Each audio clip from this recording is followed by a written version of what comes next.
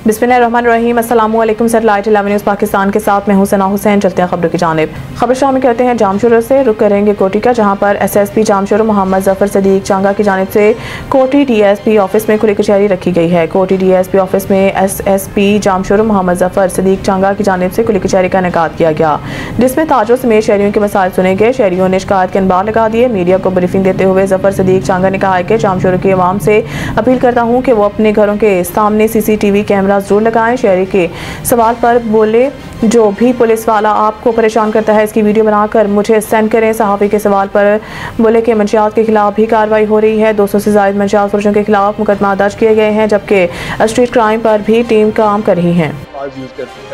Miss statement दी थी, इतनी मालियत नहीं हुई थी। हम फर्दर वेरीफाई भी कर रहे हैं, उसके फैक्ट्स भी से भी हमें पहले डाउट था, लेकिन उसने खुद ही क्लियर कर दिया।